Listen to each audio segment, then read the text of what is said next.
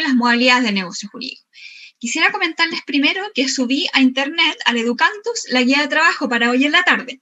Ustedes van a poder revisar que en la primera parte habla sobre las solemnidades, ¿ya? Y las formalidades.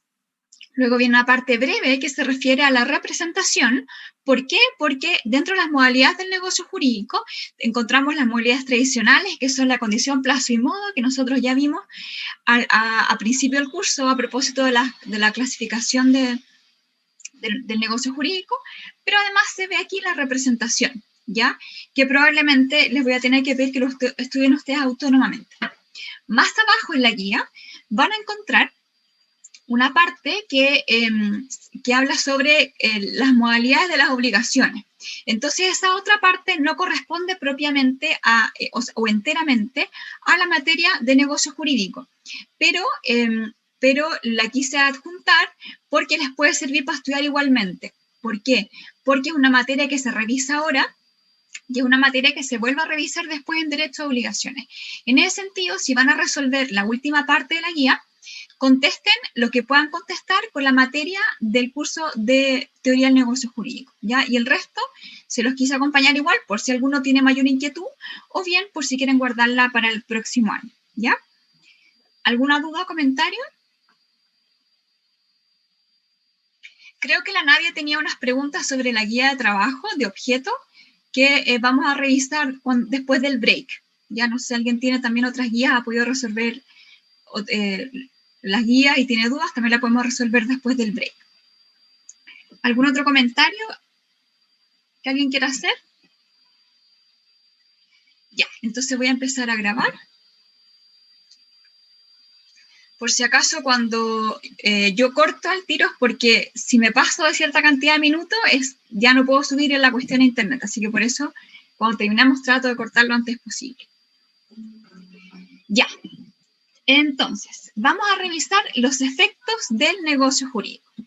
Y acá, básicamente, nosotros habíamos comprendido hace un tiempo atrás, cuando revisamos el semestre pasado, los principios generales del derecho civil. Hablamos del principio de autonomía de la voluntad, ¿cierto? En general, los efectos del negocio jurídico, según lo que vamos a revisar, se aplican solamente a las partes que han celebrado ese negocio jurídico.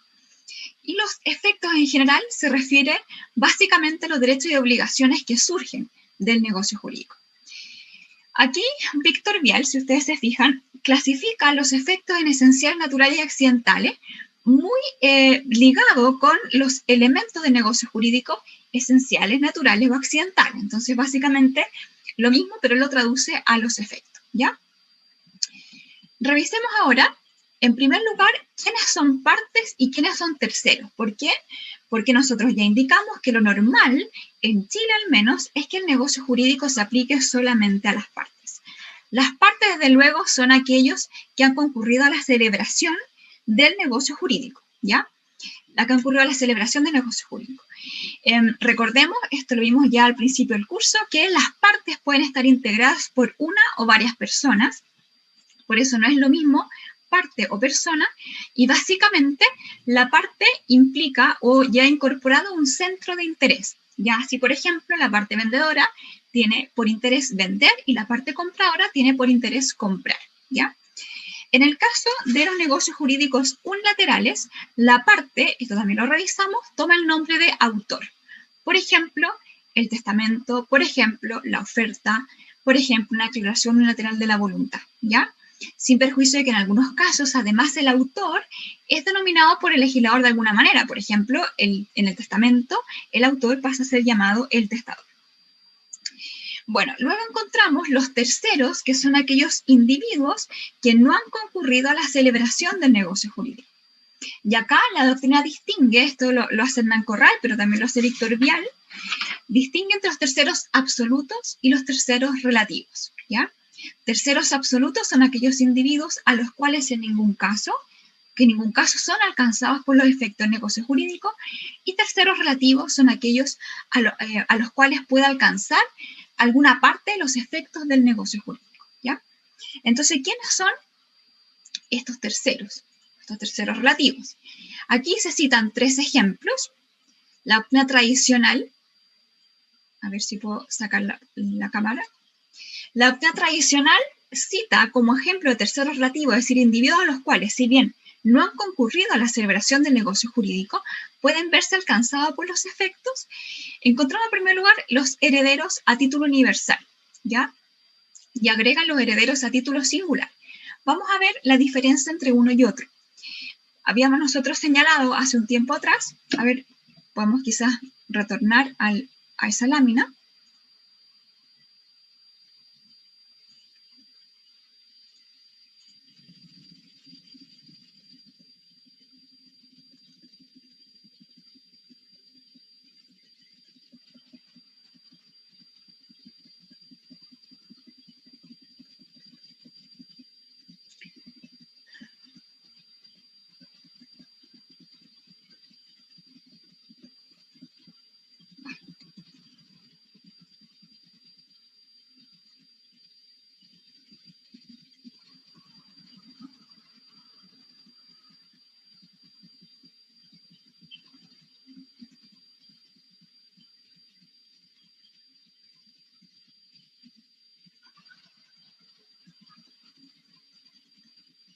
Acá está, ¿ya?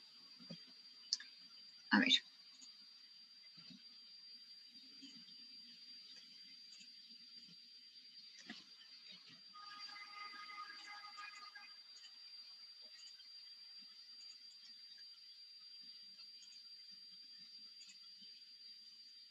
Ahí sí, ya. ¿Se ve bien la lámina? ¿Alguien me puede comentar? Profe. Ya, entonces pongamos este mismo ejemplo que habíamos revisado con anterioridad para distinguir entre los herederos a título universal y los herederos a título singular, ¿ya? Vamos a inventar que Pablo es el causante, ¿ya? Y tiene 3 hijos, Rodrigo, Florencia y María, ¿ya? Si Pablo no testa, van a heredar Rodrigo, Florencia y María. Y en ese caso lo que ocurre es que Rodrigo, Florencia y María toman el lugar de Pablo, ¿ya? Ellos 3 en su conjunto toman el lugar de Pablo. Ahí se va en sucesorio, pero como coloquialmente se dice que es como que Rodrigo, Florencia y María se ponen el traje de Pablo, ¿ya? Y ellos son herederos universales. Ellos heredan todos los bienes que están acá, ¿ya? Habíamos dicho también que mientras no haya adjudicación, los 3 son dueños de las 3 cosas, ¿ya?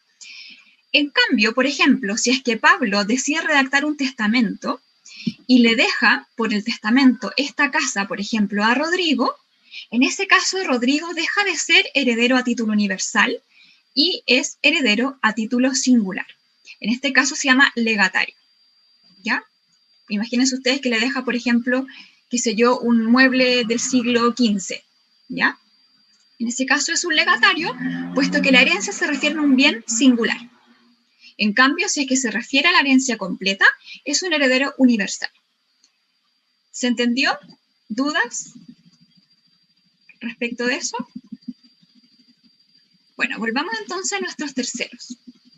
Habíamos dicho que se cita tradicionalmente como ejemplos de terceros, primero el heredero a título universal, segundo el heredero a título singular o legatario y tercero los acreedores. Bueno, la verdad es que esta postura tradicional que efectivamente adhiere Víctor Vial es rebatida un poco por Hernán Corral. Hernán Corral le encuentra la razón en lo que dice relación con el heredero a título singular y con los acreedores, pero no en lo que dice relación con el heredero a título universal. ¿Por qué? Porque, como habíamos dicho, el heredero a título universal toma el lugar del causante. Entonces es como si fuera el mismo causante y, por lo tanto, si el causante celebró un negocio jurídico con anterioridad a la muerte, es como si fuera también parte de ese negocio jurídico. ¿Comentarios o dudas?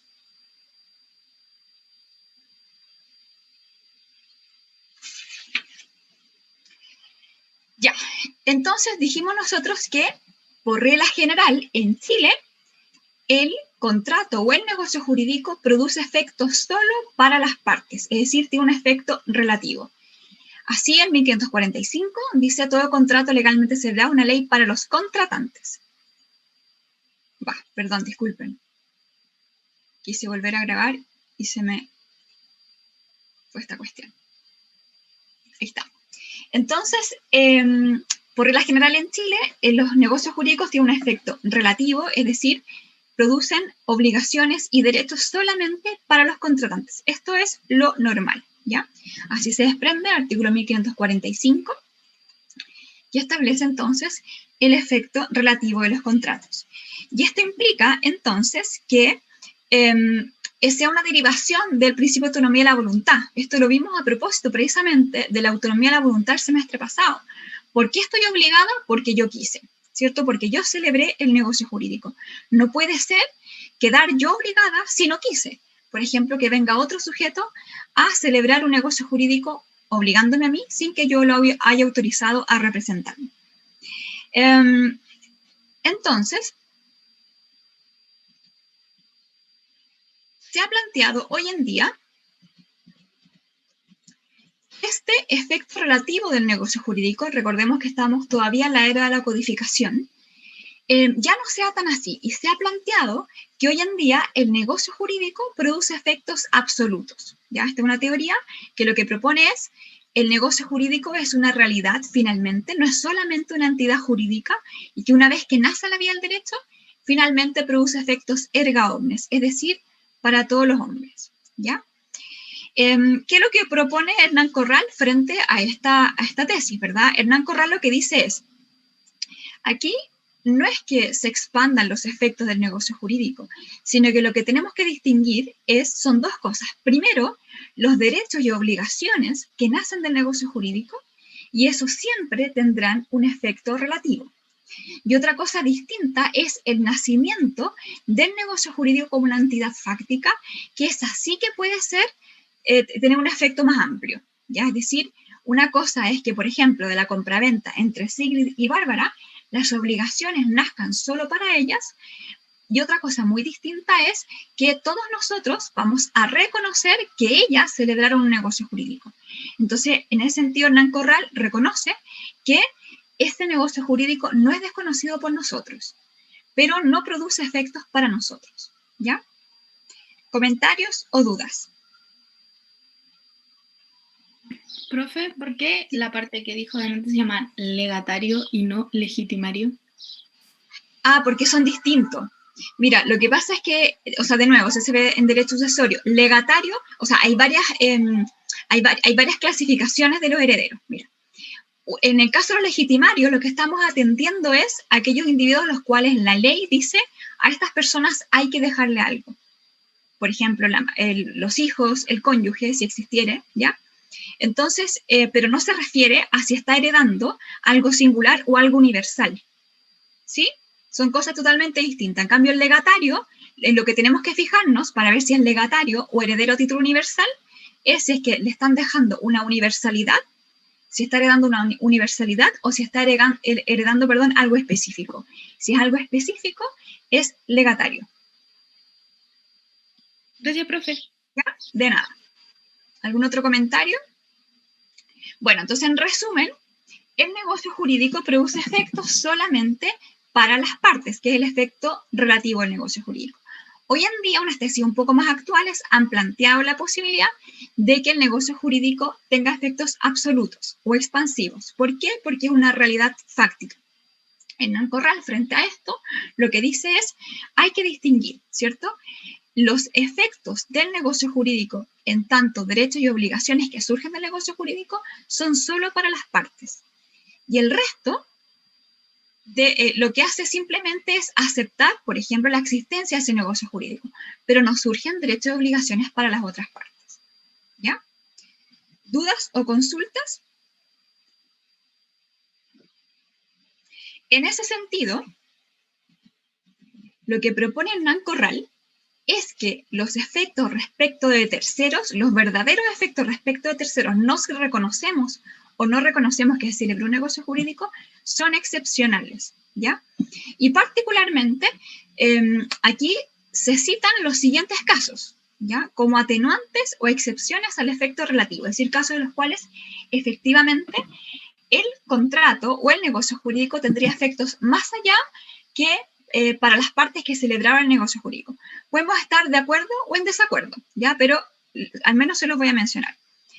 Primero, aquí, por ejemplo, el profesor Corral menciona el caso de contribución al incumplimiento del contrato.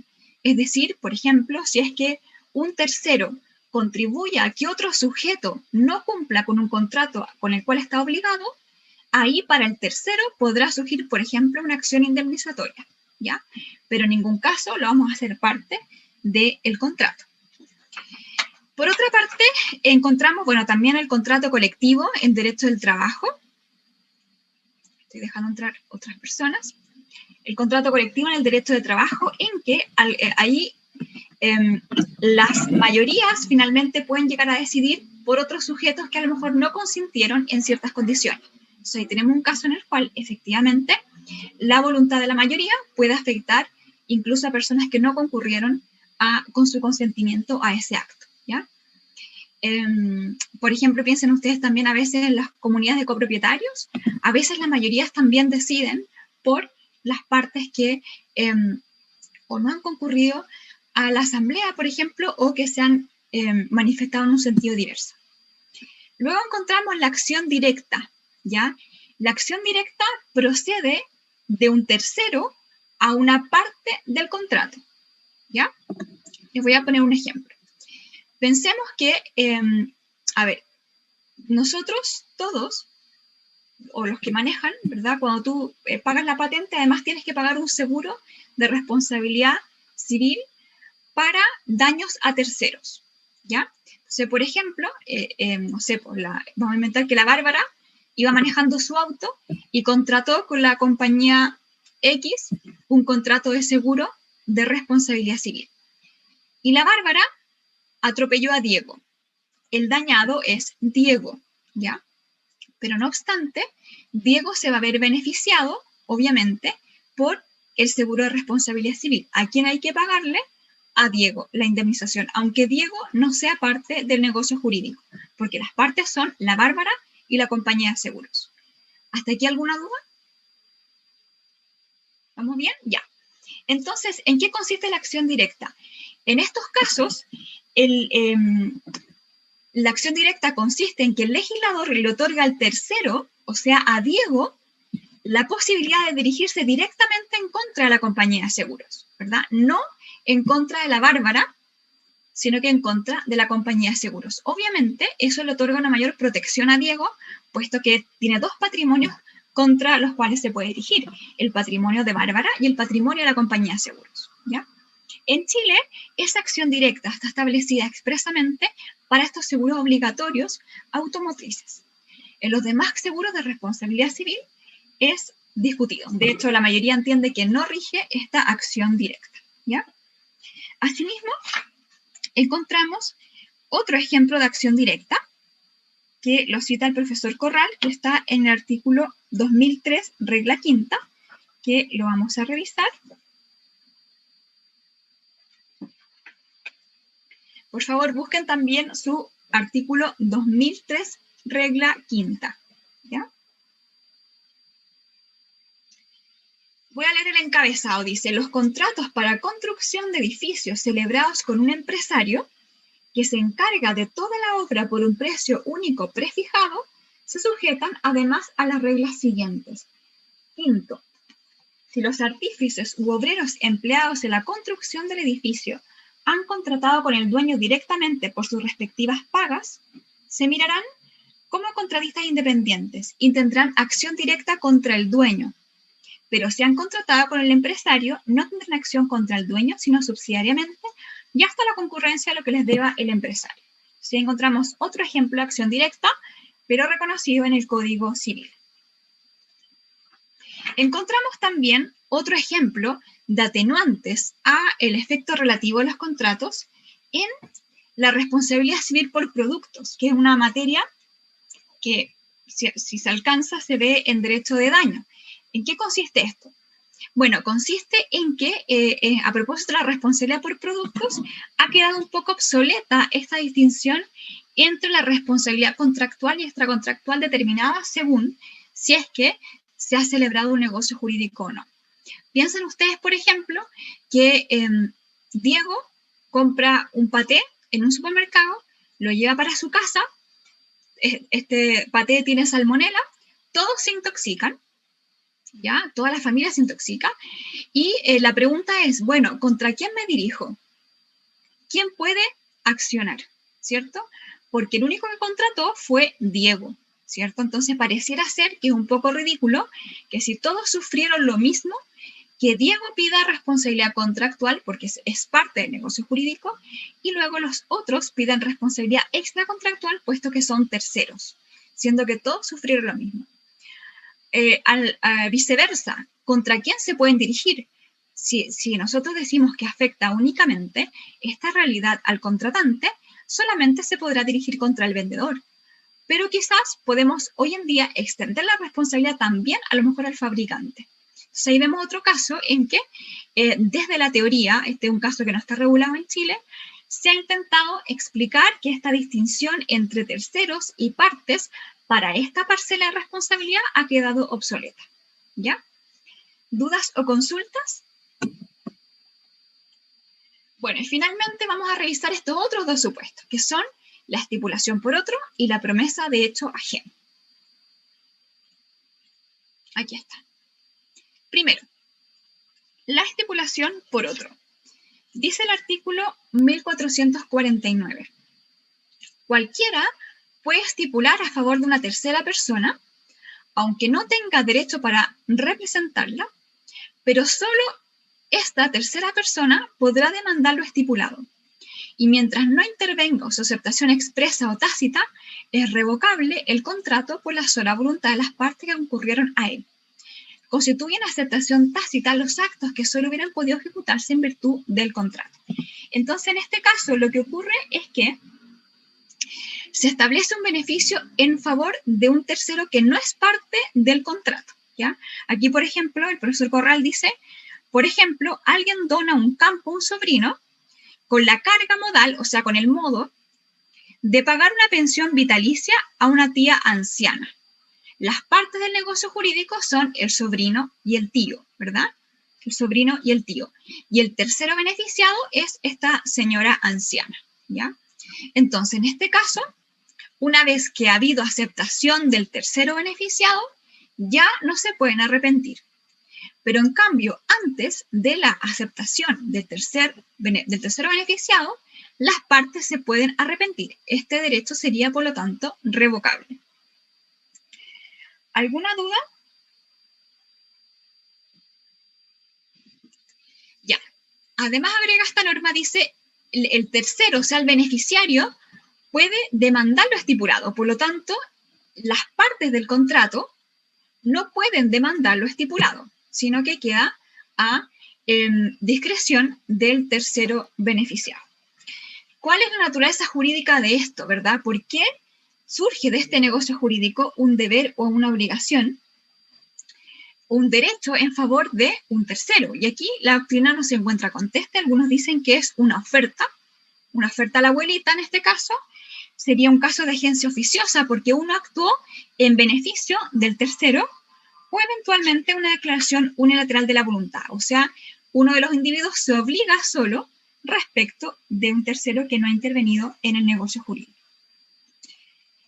Y encontramos también, aquí tenemos otros casos de estipulación por otro, el seguro de vida. Evidentemente, en el seguro de vida el beneficiario no es el contratante asegurado, ¿cierto? Si se muere Juanito, evidentemente él no es el beneficiario del seguro de vida, sino que será su mamá, papá, esposo, cónyuge o quien sea, ¿ya? Lo mismo para el seguro de responsabilidad civil, como habíamos dicho, cuando tú contratas un seguro de responsabilidad civil, el beneficiado finalmente es aquella persona a quien se dañó. ¿Comentarios? ¿Dudas? Bueno, y finalmente encontramos la promesa de hecho ajeno, que también se encuentra reconocida en nuestro ordenamiento jurídico de la siguiente manera. Dice, siempre que uno de los contratantes se compromete a que por una tercera persona de quien no es legítimo representante, ha de darse, hacerse o no hacerse alguna cosa, esta tercera persona no contraerá obligación alguna, sino en virtud de su ratificación. Y si ella no ratifica, el otro contratante tendrá acción de perjuicios contra el que hizo la promesa. Aquí, el tercero no se ve beneficiado por un derecho, sino que se le está tratando de incorporar una obligación. Por ejemplo, Sigrid se compromete con Bárbara para que Diego vaya a cantar al matrimonio de Bárbara. ¿Ya? Diego va a inventar que es un tenor. ¿Ya? Entonces, evidentemente, Diego no es parte de este negocio jurídico entre Sigrid y Bárbara.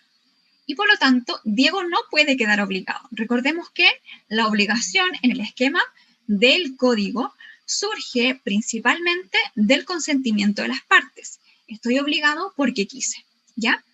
Y por eso es que ese negocio jurídico no obliga a Diego, mientras Diego no ratifique, ¿ya?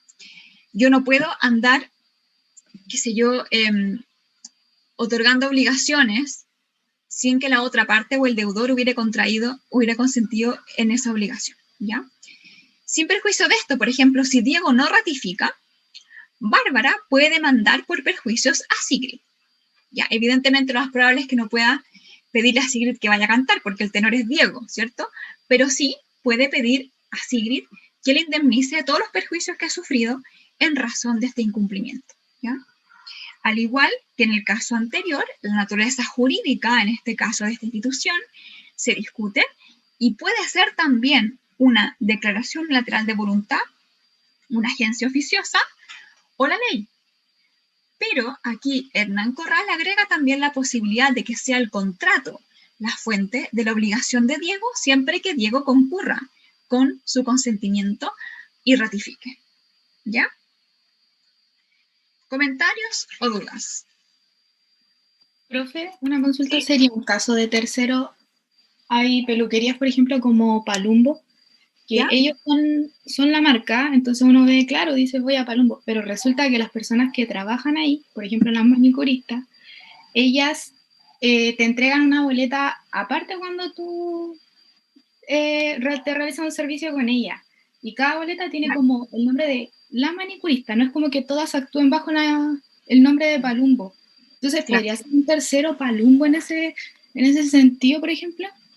Esa es una súper buena pregunta. La verdad es que hay el tráfico jurídico hoy en día ha desafiado, por supuesto, todas estas categorías que estamos revisando. O sea, ya vimos que en la responsabilidad por producto desafía totalmente los esquemas de responsabilidad. Entonces, por ejemplo, vamos a inventar que, no sé, te hicieron la manicure y te quemaron las uñas. ¿A quién vamos a demandar? ¿A la manicurista o a Palumbo? Se supone que en el caso yo hablaba con ella porque me pareció bastante extraño. Y hay que responder a ella. A ella va toda la carga y Palumbo se exime de todo, según lo que ellas me decían. Bueno, yo creo que no es tan así, la verdad. Obviamente, aquí, no ocurre solamente con lo que tú me comentas, también hay casos de subcontratación. Imagínense ustedes, por ejemplo, a propósito de los servicios de aseo, ¿cierto? Evidentemente, no sé qué habrá ocurrido ahora, pero si ustedes se acuerdan, hasta hace poco tiempo atrás, las personas que empaquetaban en los supermercados, hubo algunas denuncias porque habían algunas personas que empaquetaban y decían que el supermercado les cobraba un arriendo a ellos por estar ahí. Entonces, que eran, en el fondo lo que hacían era prestarle un espacio y que eran trabajadores, no eran trabajadores dependientes. Entonces, hay muchos casos de esto. En el caso que tú me comentas, yo honestamente no creo que sea tan así como que Palumbo, se pueda eximir de responsabilidad. ¿Por qué? Porque en ese caso es un vínculo de consumo. Ya hay un consumidor y un proveedor. Y en el caso del vínculo de consumo, el artículo 43 de la Ley de Protección al Consumidor establece expresamente la responsabilidad directa del proveedor intermediario. O sea, por ejemplo, pasa lo mismo con las agencias de viaje. Si tú, por ejemplo, celebras con la agencia de viajes y compras un pasaje con la aerolínea LAN-Chile, por inventar, y la aerolínea LAN-Chile no te cumple, tú puedes demandar directamente a la agencia de viajes. Entonces acá está la responsabilidad directa del proveedor intermediario. Pero por otra parte, también Palumbo ha mostrado, en el fondo, todos los signos distintivos de que sería él el prestador. ¿Por qué tú fuiste a Palumbo? Por la marca, ¿cierto? Porque eso te dio confianza. Si no hubieras ido a lo mejor donde Juanita, que es la manicurista, pero preferiste ir a Palumbo porque Palumbo te estaba enseñando una cierta, qué sé yo, característica de la prestación con la marca, ¿ya? Eso te diría yo. Yo no estaría tan de acuerdo con que se pueda eximir de responsabilidad así como lavándose las manos. Gracias, profe. De nada. Y bueno, recuerden ustedes, si nos da el tiempo al final, vamos a revisar cláusulas, porque por ejemplo, si hay una cláusula de exención de responsabilidad que puede marcarse dentro del artículo 16, en ese caso podríamos además considerar eventualmente que la cláusula es abusiva, ¿ya? Entonces, miren, si nos da el tiempo, ojalá que así sea, nos queda básicamente una semana y media de clase teórica, vayan buscando contratos por adhesión, que cada uno a lo mejor haya celebrado con, qué sé yo, con, no sé, pues con la telefonía o electricidad o de repente casas comerciales, y tráiganlo, si nos da el tiempo, para la última clase, para que los revisemos acá cláusula por cláusula, o alguna cláusula que a ustedes les parezca sospechosa. ¿Ya? Bueno, ¿algún otro comentario o duda?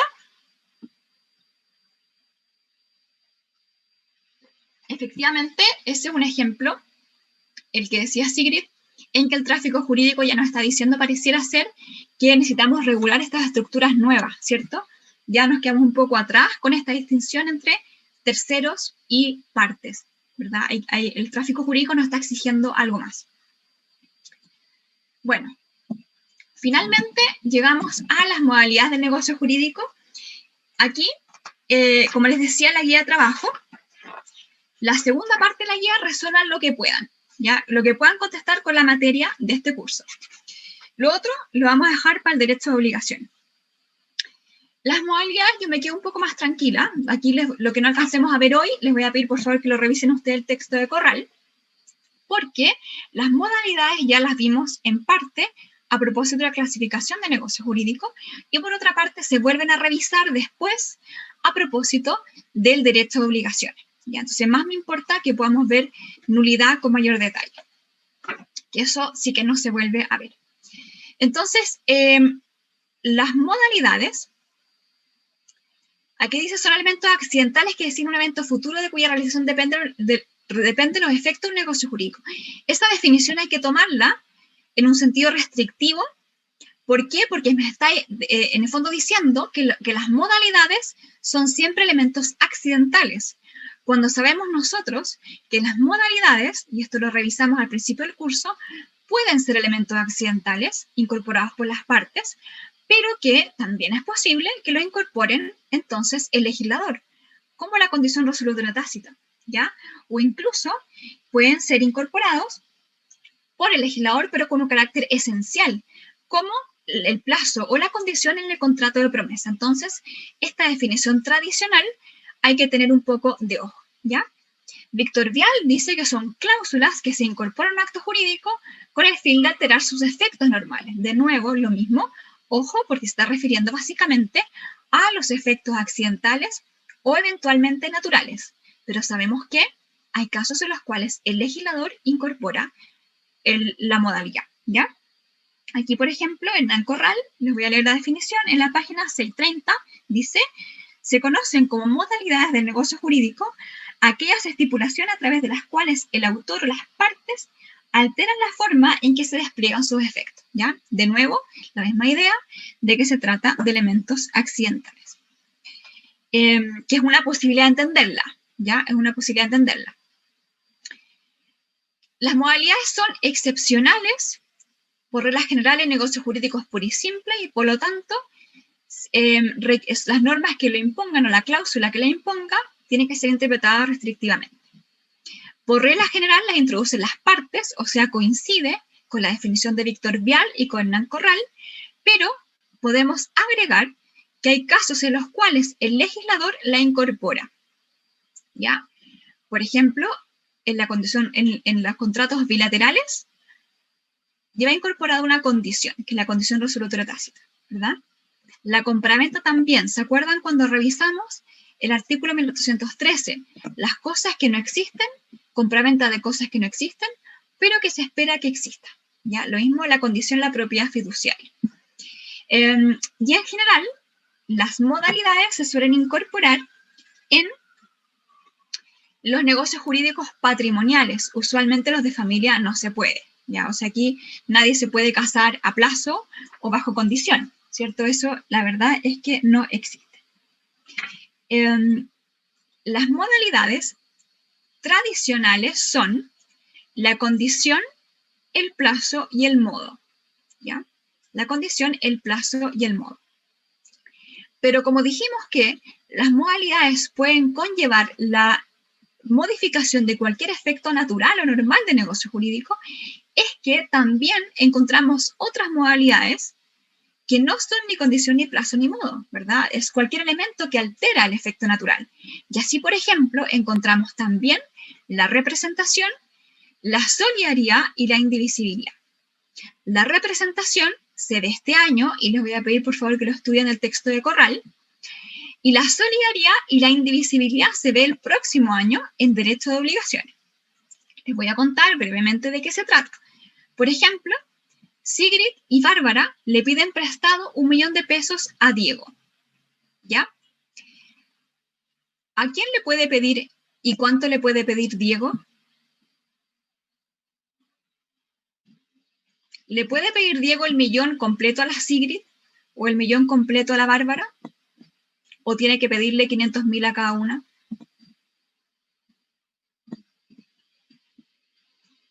¿Alguien sabe? ¿Qué será lo normal? Yo creo que le puede pedir, o sea, nos puede pedir a cualquiera de las dos, pero no nos puede pedir 1 millón a cada una. Súper bien. O sea, no es la respuesta correcta para ahora, pero es una muy buena reflexión para el próximo año. Diego, ¿le puede pedir el millón completo a Sigrid o solamente 500.000 a Sigrid?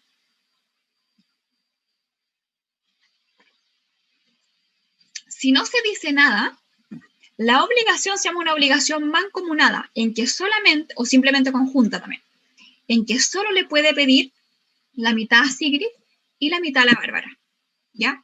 Si no se dice nada, entonces las obligaciones son mancomunadas y simplemente conjuntas, es decir, solamente se le puede pedir a cada una su parte. Y si no decimos nada, es la mitad para cada una, ¿ya? En cambio, si la obligación es solidaria, Diego le puede pedir todo a Sigrid o todo a la Bárbara. Pero, si ustedes se acuerdan, cuando vimos las manifestaciones de voluntad, la solidaridad tiene que ser expresa, es decir, para que la obligación sea solidaria, tienen que decirlo expresamente en el contrato de las partes. ¿Ya? Si no, la obligación es simplemente conjunta.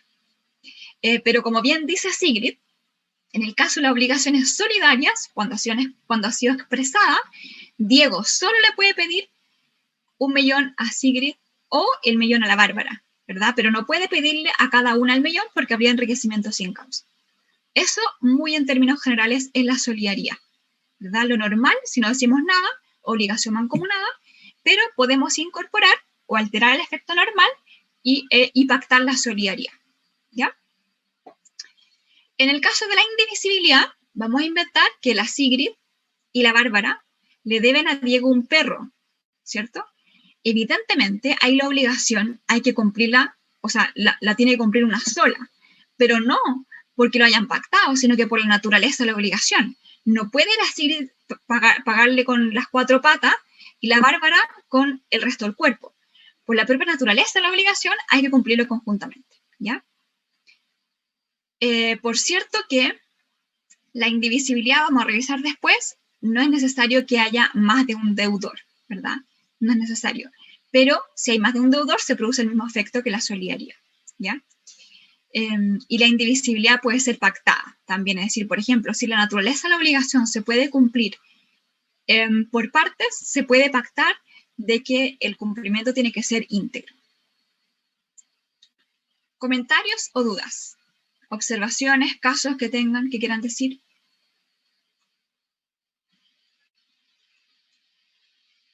Ya, entonces, este año se ven estas 3 que están arriba, condición, plazo, modo, que ya revisamos en teoría de negocio jurídico.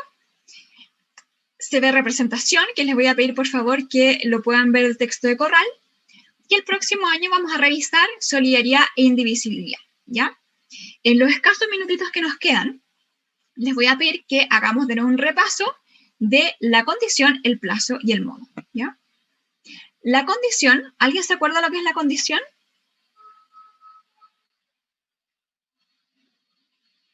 ¿O la diferencia entre el plazo y la condición, alguien se acuerda?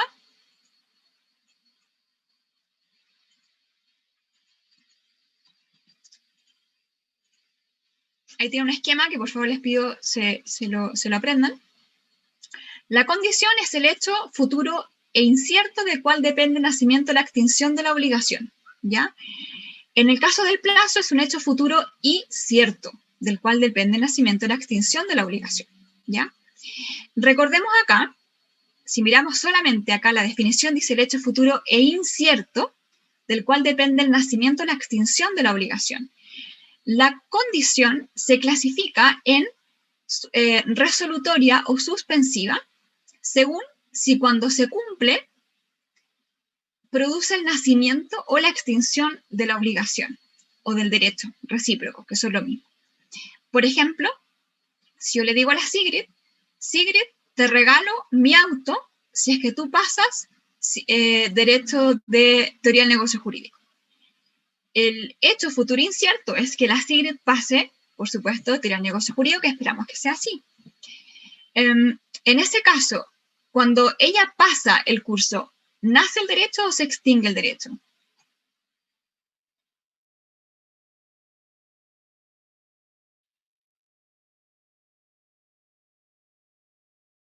Cuando Sigrid pasa de curso, ¿nace un derecho para ella o se extingue un derecho para ella? Nace. Entonces, ¿qué tipo de condición es? ¿Suspensiva o resolutoria? Suspensiva, ¿ya? Está en suspenso el derecho, cuando se cumple, nace. En cambio, si le digo a la Sigrid, Sigrid, te voy a pagar una mesada de 100.000 pesos hasta que tú te titules de abogado. En ese caso, cuando la Sigrid se titula de abogado, se extingue su derecho.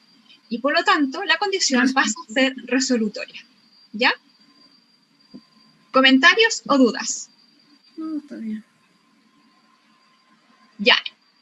Algo importante es lo siguiente. La condición puede estar en 3 estados: pendiente, cumplida o fallida. ¿Ya?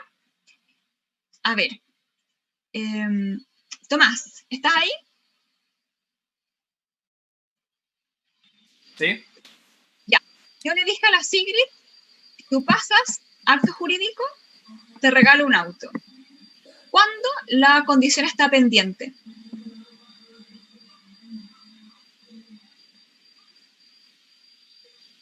¿Cómo?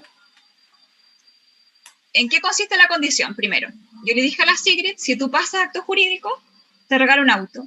¿Cuál es la condición? Que se pasa acto jurídico. ¿Cuándo esa condición está pendiente?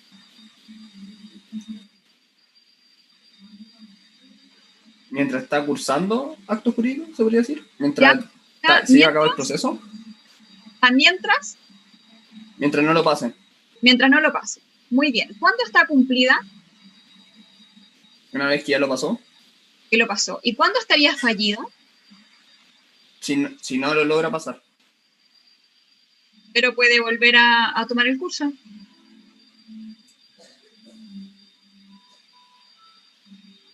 ¿Cuándo estaría fallida la condición? Si me voy de la carrera. ¿Puedes volver a ingresar? Ay. Cuando hay una imposibilidad para lograrlo. Por ejemplo, ¿qué puede pasar? La muerte. Se murió la Sigrid. ¿Qué más puede pasar? Sufrí un accidente. Ya, sufrió un accidente y quedó, no sé. Con pronóstico reservado. Claro. Por ejemplo, entonces se va a entender fallida cuando la condición no se ha cumplido ni puede cumplirse. ¿Ya?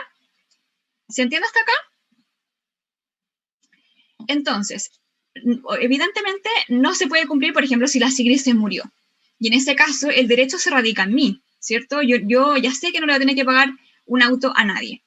Pero también puede ser que yo le diga a la Sigrid, Sigrid, te voy a regalar un auto si es que tú te pasas acto jurídico, pero dentro del año 2020. Entonces, en ese caso, va a estar fallida no solo si la SIGRID se muere, sino que también si termina el 31 de diciembre del 2020 y la SIGRID no lo ha pasado. O sea, ahí yo incorporé un plazo para que la condición se entienda fallida. ¿Se entiende? ¿Alguien le quedó alguna duda de eso? ¿No? Por ahora me gustaría con que quedemos hasta ahí respecto a los estados de la condición. Pregunta, si yo no le incorporo un plazo, ¿voy a estar esperando eternamente hasta que la SIGRID pase acto jurídico? ¿O habrá algún plazo implícito en el ordenamiento jurídico? O sea, si la SIGRID, imagínense, llega 5 años después, ahora pasé acto jurídico, págame el auto. ¿Le tengo que pagar el auto? Yo creo que hay un plazo implícito porque no vamos a estar esperando eternamente. ¿Y cuál podría ser un plazo implícito si es que lo hay? ¿Alguna prescripción? Ya, bueno, aquí esto lo vamos a ver en detalle el próximo año, solamente me gustaría con que se quede la idea de que algunos dicen que no hay un plazo implícito, ¿ya? Y por lo tanto hay que esperar eternamente hasta que la SIGRID o se muera, o algo le pase, o a lo mejor puede llegar 20 años después con ahí su pase de acto jurídico. Y otros autores dicen que el ordenamiento jurídico establece un plazo implícito, ¿ya? Aun cuando no lo diga, pero hay implícito. Primero puede ser el de 10 años, que es el plazo máximo de consolidación de relaciones jurídicas en Chile. Por ejemplo, está el de 10 años para la nulidad absoluta, para la muerte presunta, para la prescripción extraordinaria, ¿ya? Otros se decantan por plazos más breves, pero por ahora me gustaría simplemente que sepan que están las dos posturas. Una, que es que algunos dicen que no hay plazo y otros dicen que hay un plazo implícito, ¿ya? Y si se fijan, en la guía de trabajo o en la prueba, creo que les puse un caso como ese, y ahí tenemos dos modalidades, ¿cierto? La condición, que es que la SIGRID pase acto jurídico, y el plazo para que la condición se entienda fallida, ¿ya? Condición se entienda fallida. Y es por eso que si ustedes se fijan, las condiciones, como vamos a revisar el próximo año, las condiciones se pueden clasificar en determinadas e indeterminadas si es que se les incorporó un plazo para que se consideren fallidas. Si es que se le incorpora un plazo para que se consideren fallidas, es una condición determinada.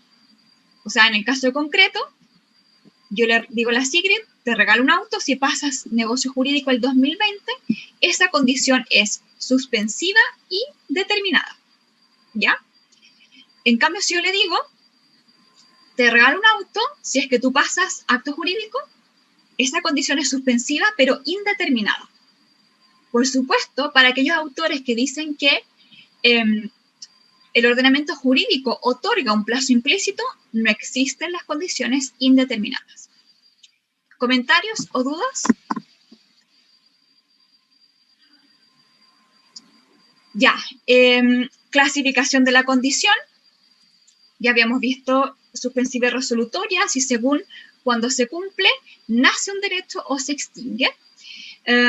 Positivas o negativas, si es que la condición consiste en que ocurra un hecho o que no ocurra un hecho, ¿ya? Que haya un terremoto, que no haya un terremoto. Posibles e imposibles, según las leyes de la naturaleza. Potestativas, casuales y mixtas. Las que se clasifica según de qué depende, ¿ya? Entonces vamos a revisar el 1477 y 1478.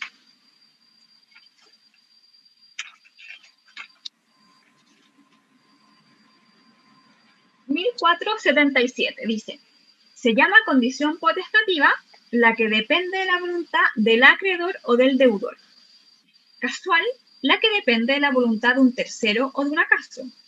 Mixta, la que en parte depende de la voluntad del acreedor y en parte de la voluntad de un tercero o del acaso, ¿ya?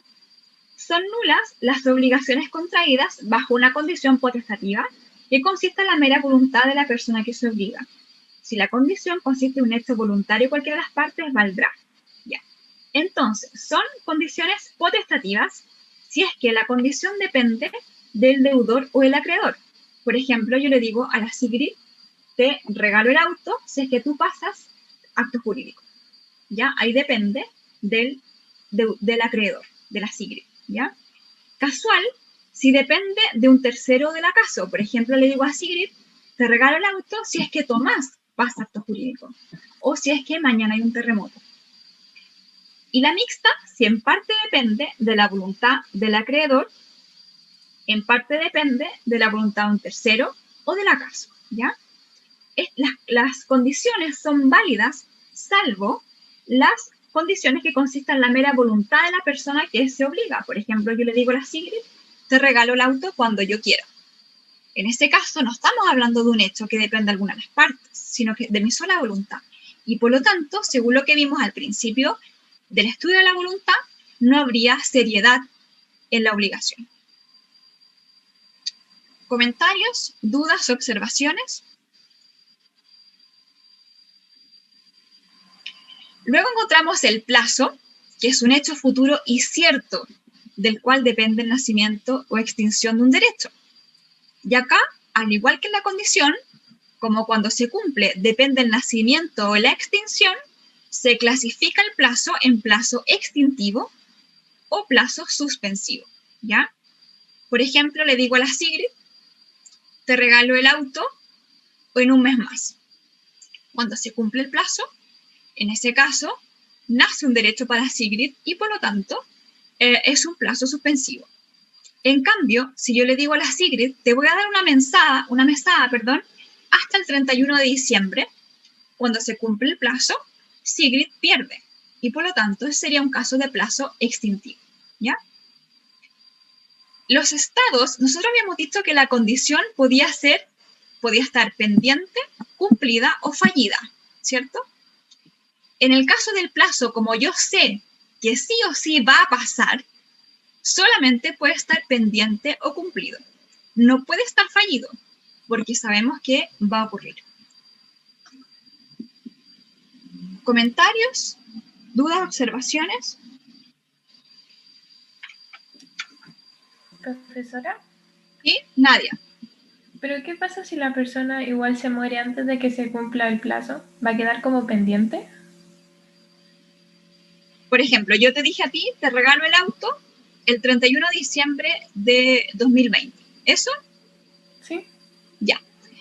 Muy buena pregunta. ¿Por qué? Porque ahí nosotros encontramos una diferencia entre los efectos del plazo y la condición. Los efectos se ven en detalle el próximo año, ¿verdad?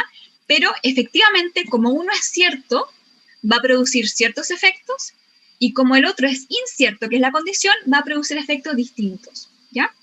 Entonces, por ejemplo, dice acá, lo que se paga mientras se encuentra pendiente una condición suspensiva puede repetirse.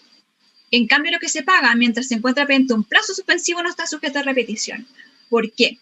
Porque en el caso del plazo, como sé que va a ocurrir, el derecho ya nació, ¿ya? Lo que está pendiente es la exigibilidad. Y por lo tanto, puede concurrir una herencia. En cambio, en el caso de la condición, no sabemos si es que se va a cumplir el hecho o no. Y por lo tanto, en ese caso, el derecho aún no ha nacido. ¿Ya? Entonces, una diferencia importante de plazo y condición. En el plazo, el derecho nace desde el inicio. En cambio, en la condición, el derecho no nace desde el inicio. Y eso va a implicar, eso lo vamos a ver el próximo año, que en el caso del plazo, se puedan, por ejemplo, tomar ciertas medidas que no puedo tomar respecto de la condición, ¿ya? Y ocurre esto también, como te digo, en cuanto al nacimiento del derecho. No sé si por ahí te quedó claro. Sí, ahí entendí. Perfecto. Bueno, clasificación del plazo, suspensivo y extintivo, como habíamos dicho, según si cuando se cumple nace un derecho o se extingue el derecho. Legal, convencional o judicial, si es que aquí está mal puesto. Legal, si está establecido por ley, por ejemplo, la garantía legal, este derecho que tienes tú cuando un producto sale malo, de solicitar el cambio del producto, la devolución del dinero, la reparación, te ha sometido a un plazo de 3 meses, un plazo legal. Convencional, si lo estipulan las partes, ¿ya? y judicial si es que el juez en un procedimiento lo establece. Importante, esta distinción es importante porque usualmente los plazos legales suelen ser plazos fatales. En cambio, los plazos judiciales no. ¿Ya? Plazo expreso tácito, expreso cuando se estableció en términos formales explícitos, y tácito cuando se subentiende de la estipulación de las partes y es el indispensable para cumplirlo. ¿Comentarios o dudas? Ya. Nos quedan 2 láminas y les pido un poquito de paciencia. Ya nos queda muy poco. ¿Cómo se extingue el plazo? Primero por el cumplimiento. Por ejemplo, yo le digo a la Nadia, te regalo un auto cuando, no sé, pues Juanito se muera. Nosotros ya sabemos que el plazo, que la muerte de una persona es un plazo, porque sabemos que va a ocurrir. Entonces, cuando se cumple, evidentemente el plazo se extingue. ¿Ya? Por la renuncia del mismo. ¿Ya? Por ejemplo, si es que yo compré una lavadora en 10 cuotas y yo digo, pucha, este mes me llegó un bono, voy a pagar todas las cuotas que me deban. Yo renuncio a las cuotas, a los plazos de las cuotas que me quedan y pago anticipadamente. Pero también puede ser por la caducidad. Caducidad que puede ser legal o caducidad convencional. En este caso, el plazo está pendiente, ¿cierto? Todavía no ocurre el hecho futuro y cierto, perdón. Y tampoco he renunciado. O sea, el deudor no quiere renunciar al plazo. Pero hay otro hecho que determina que el plazo se cumpla, ¿ya? Y esta causal de caducidad puede ser legal o puede ser convencional, ¿ya? En el caso de la legal, leamos por favor el 496.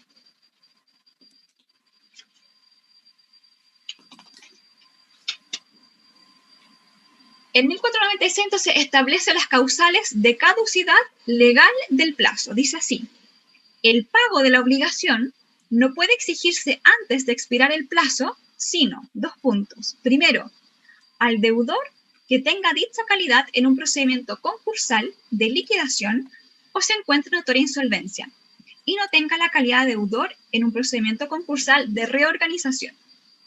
2, al deudor cuyas cauciones, por hecho o culpa suya, se han extinguido o han disminuido considerablemente su valor. Pero en este caso, el deudor podrá reclamar el beneficio del plazo renovando o mejorando las cauciones.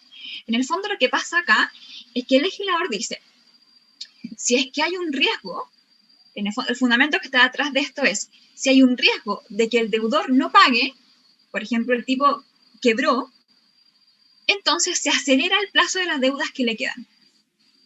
Y se vuelven actualmente, sí, en el fondo, si no hay plazo, son actualmente exigibles, son puras y simples. ¿Ya?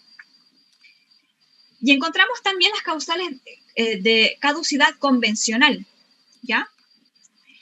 Aquí, por ejemplo, ¿se acuerdan ustedes ayer cuando vimos causa? Yo les puse el ejemplo de un banco, por ejemplo, que le presta a la Nadia 50 millones de pesos para comprar una casa. ¿Ya? Y la Nadia tiene que pagar mensualmente por 20 años, voy a inventar, no tengo idea, 300.000 pesos. ¿Ya? Y la cláusula, incorporan en el contrato una cláusula de aceleración, una causal de caducidad convencional del plazo. Y la cláusula dice así: si la Nadia no paga un dividendo, yo le puedo cobrar todos los dividendos que le queden.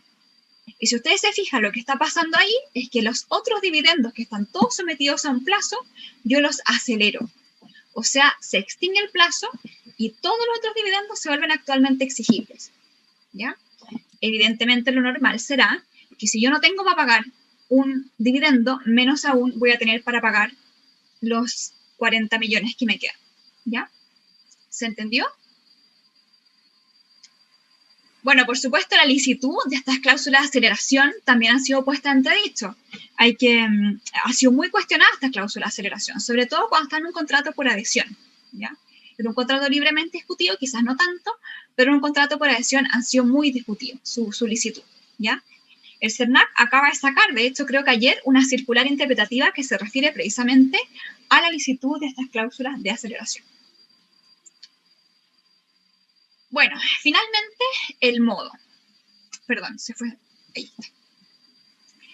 Como habíamos dicho, es el gravamen impuesto al beneficiario una liberalidad, ¿ya? O sea, usualmente proceden respecto de un negocio jurídico gratuito.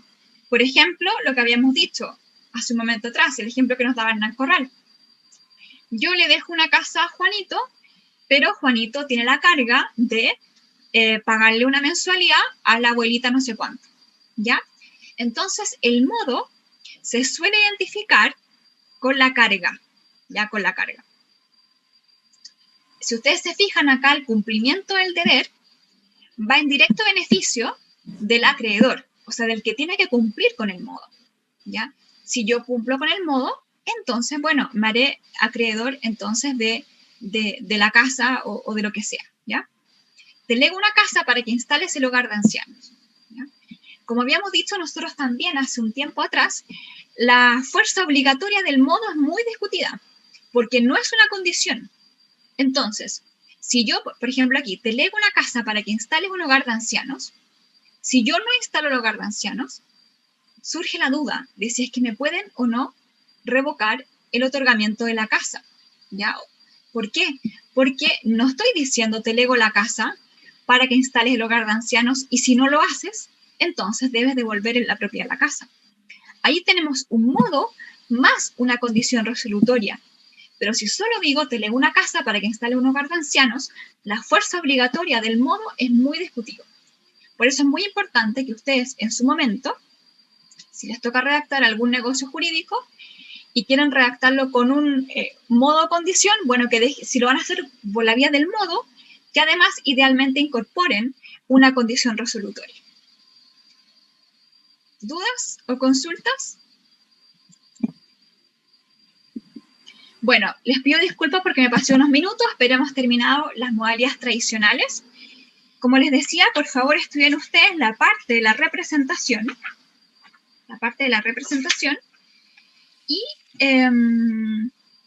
Y la próxima semana ya empezaríamos a ver nulidad. ¿Comentarios, dudas, consultas, que tengan observaciones?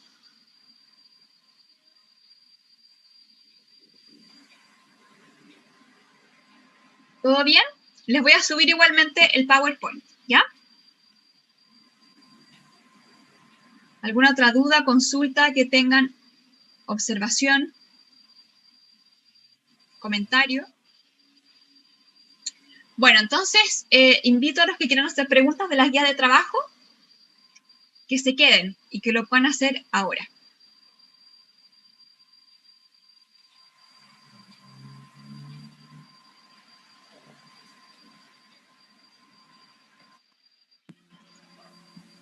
¿Quién tenía dudas de las guías de trabajo? ¿Han podido realizar las guías de objeto? Abran, si quieren, mientras tanto, las guías, las que les subí recién, de solemnidades y modalidades. A lo mejor ahí les pueden surgir dudas.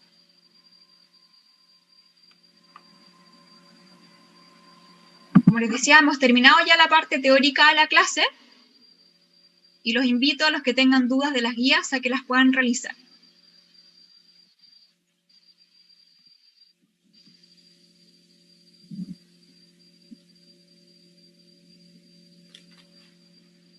Profesora, ¿Sí? que yo tenía dudas, pero en el correo que le mandé era sobre materia. Sobre materia, ¿verdad? Un segundo. Espérate. ¿Quieres me la haces tú porque tengo cerrado el correo? ¿Cómo? Si quieres, me hacen la consulta porque tengo cerrado el correo. Ah, ya. Es que me quedó, o sea, empecé a revisar la materia y me quedó una duda sobre objeto ilícito. ¿Ya?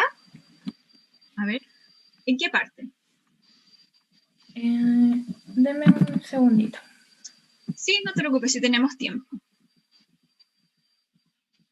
A ver, vamos aquí. Aquí estamos en la parte de objeto. Va, hoy no sé por qué. Bueno.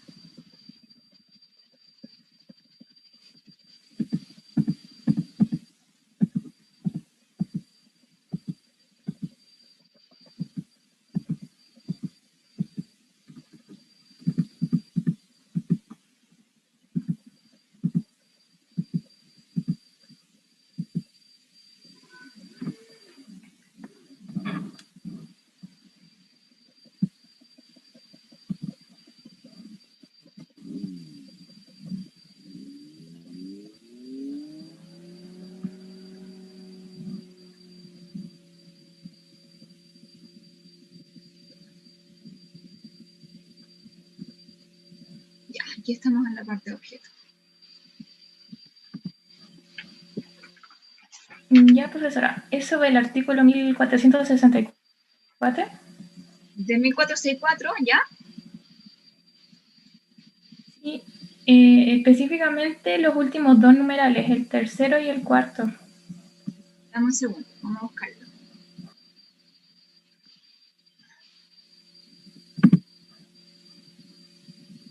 Ya, entonces, el 3 y el 4. Sí.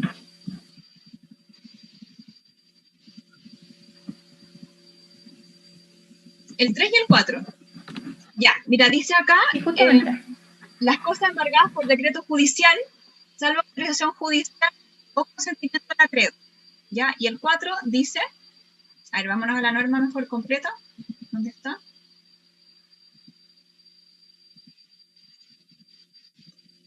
Acá está, mira. Solamente miremos la norma, ¿ya? Dice, hay un objeto ilícito en la enajenación.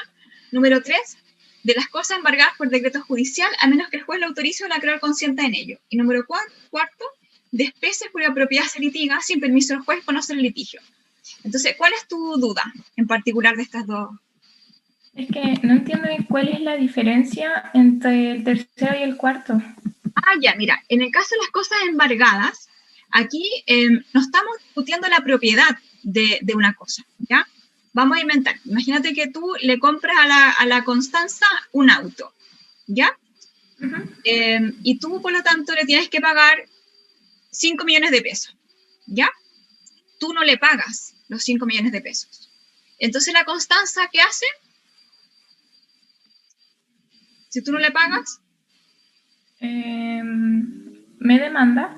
te demanda y tú tampoco le pagas, ¿qué va a pasar al final? Me van a embargar. Van a ir a tu casa, ¿cierto? Y te van a embargar algunos bienes, ¿ya? Entonces, estamos viendo todavía embargo en sentido estricto, ¿ya? Entonces, lo que va a pasar es que va a llegar un receptor a tu casa y va a decir, ya, la tele, el computador, qué sé yo, este mueble de acá, se traba embargo, ¿ya? Tú quedas como depositaria provisional de esos bienes, pero tú no pierdes la propiedad de esos bienes todavía. Para que tú pierdas la propiedad de esos bienes, tiene que después, y si es que tú, de hecho, sigues no pagando, te rematan esos bienes, se los entregan a otra persona, y ahí tú pierdes la propiedad. Pero tú antes de eso eres dueña, tú sigues siendo dueña de los bienes. ¿Se entiende hasta ahí? Sí. Entonces, el número 3 se refiere a que a ti se te ocurra vender el mueble de tu abuelita que estaba embargado y lo vendas, perdón, lo enajenes, disculpa, sin la autorización del juez y sin el consentimiento de la Constanza, de tu acreedora. ¿Se entiende? Sí. ¿Sí? Sí. Ya. En cambio, el 4 se trata algo distinto. Aquí lo que pasa es que tú dices que el mueble es tuyo y la Constanza dice el mueble es mío. Y lo que está, el objeto del juicio es determinar quién es el dueño. ¿Me entiendes? No hay un tema de embargo, sino que no sabemos quién es el dueño. Tú dices que eres el dueño y la Constanza dice que ella es la dueña. Entonces, esta es una especie cuya propiedad se litiga, ¿ya? Y si es que alguna de ustedes dos lo enajena sin el permiso del juez, entonces va a adolecer de objeto ilícito. Ah, entiendo. Entonces, en el cuarto se está viendo quién es el dueño de la propiedad, en cambio en el tercero se entiende que todavía sigue siendo la persona a la que se le embargó. Claro, aquí en el tercero todavía no hay un problema, o sea, no se transfirió el dominio, están embargadas las cosas, pero sigue siendo el deudor. Entiendo. ¿Sí? Sí. Súper. ¿Otra duda? ¿O de las guías de caso?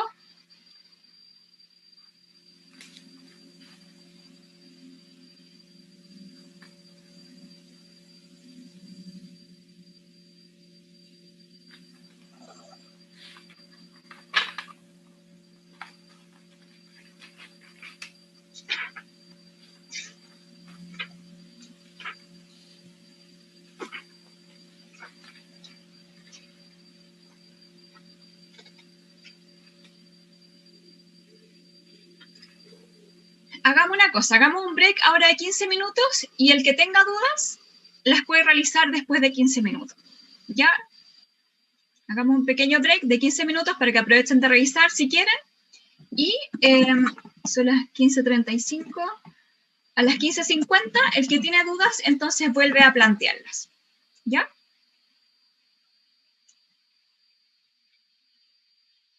Entonces, el que quiera, nos vemos más ratito.